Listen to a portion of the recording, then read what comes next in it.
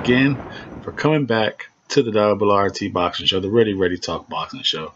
This is the post-fight recap for another draw for Jessie Vargas. Jessie Vargas taking on Thomas Dulorme for the vacant WBC welterweight silver title, which is funny. That fight, that belt is already on the line again, October 27th, against Alexandro Riguccinini, the Italian, taking on the Mexican Andres Villaman. So that silver title, the silver welterweight title that was on the line, no one got it. It's already on the line again for the 27th against those two guys you never heard of. But just goes to show you, it was weird the way they were pumping up that silver title, but we could get into that a little later.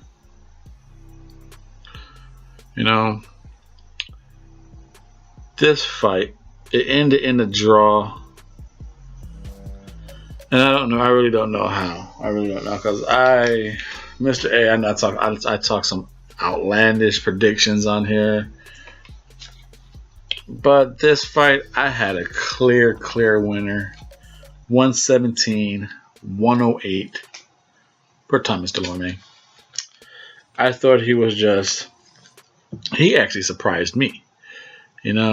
I thought Dulorme was going to just come out here and be that same fighter he was against Ugas, just throwing hard hits, overpower swinging, and I thought Jessie was going to be able to throw pity pat mixture of power and speed combinations on him, because I thought Dulorme would just overswing and miss. But obviously, Diaz, the coach, that was the thing he was working on Dulorme. Like, hey, I don't want you swinging as hard as you were against Umas. Set it up. There was moments where Dulorme went back to its old self and was just over swinging on shots. But on this one, the pressure, he was just constantly putting on Vargas.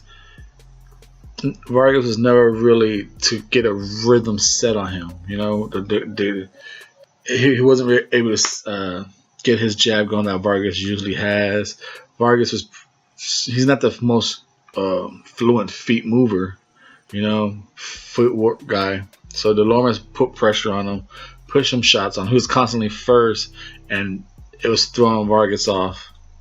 And in some rounds in the mid-fight, Dulorme started going hard and over-swinging the shots because he knew he was winning this fight. He just had a strong feeling. But in round 10, he went to swing and got caught with a right hand straight on the pipe. Bow, and he dropped. That's from he was starting to overswing his shots. He went from setting himself up being first to just loading up on him, widening up, and Vargas timed him right down the middle. But he lost his 2-point advantage in the 12th round when Dulorme scored a knockdown with a nice little right hook with like 12 seconds to go. So whatever momentum that Vargas built with that 10th round knockdown, he lost it in the 12th. And according to the scorecards, it was a draw. That 12th round knockdown lost him the fight. Like I said, I don't see how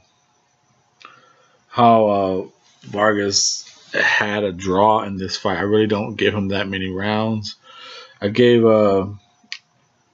Vargas round 4, round 10, and that's it.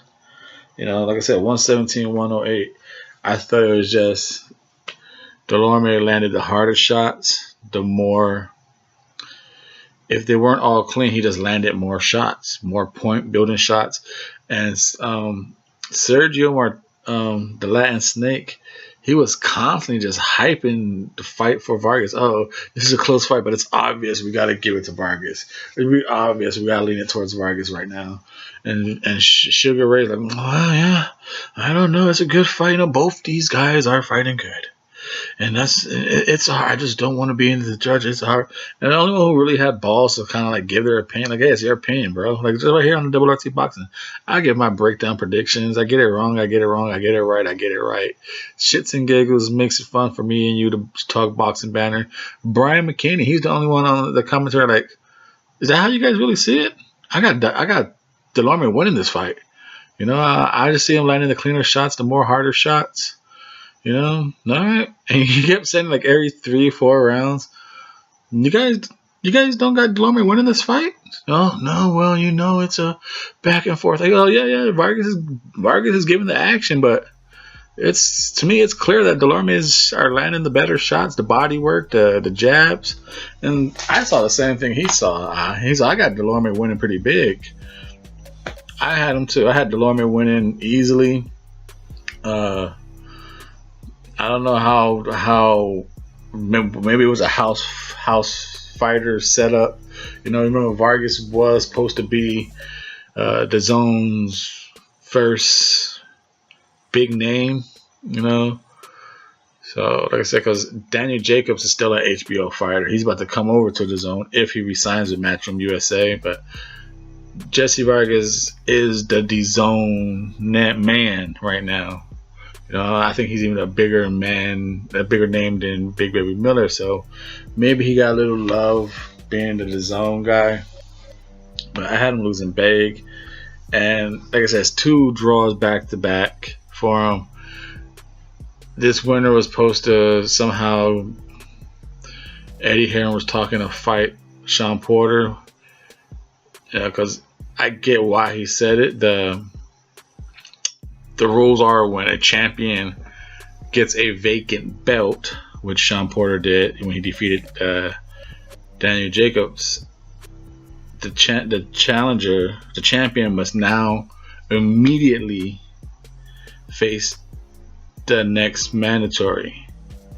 It has to be when a champion gets the vacant title, he has to face the mandatory. But I don't see how Jessie Vargas was going to get that shot, even if he would have won that WBC silver. Because the first mandatory, remember there's 2 mandatory slots. Berto and Alexander was the first eliminator. That was the mandatory. And then WBC said, oh, well, they have to take over Keith Thurman because Keith Thurman didn't fight so long. He built up 2 mandatories. So that first fight was Alexander and Berto. Berto won. That's the first mandatory. Then it became Barrio Nuevo and Ugas. So that's the second mandatory. That's why Ugas is still like ranked like number, I think 6, and Vargas is number 2. So I don't know how the WBC was gonna let Vargas get a shot at Sean Porter when Berto is the first mandatory, Ugas is the second mandatory, but Vargas is ranked higher than both of them. And we know that whole ranking shit is weird. But when it comes to mandatories, it's not always where you're ranked at. It's just you get that shot, you get that shot. Perfect example is Dominic Brazil for the heavyweights WBC. You got Luis Ortiz, you got Dillian White ranked above him. But at the time of the eliminators, he kept winning his mandatory, his eliminators. But I guess to me, I think it's a point system. It's how active your fighter, who you're fighting, and how you win is how you get ranked. But once you win that eliminator, who gives a fuck where you're ranked? You won that eliminator. So I'm thinking, are we really gonna see a Porter Berto rematch? That's the way the rules should take it. It should take it towards Porter and Berto rematch. We'll see if that happens. People are going to shit on that fight. I don't want to talk about that because this is a Jessie Vargas Dulorme. Jessie Vargas and Dulorme had a draw, and like I said, he's still ranked number 2. Will he get that fight? He's ranked number 2, but he's not a mandatory. The Double RT Boxing Show. I am your host.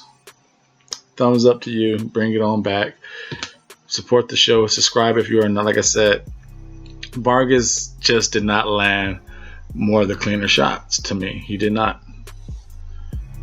Thank you for watching. Thank you for tuning in. Thank you for your time and support.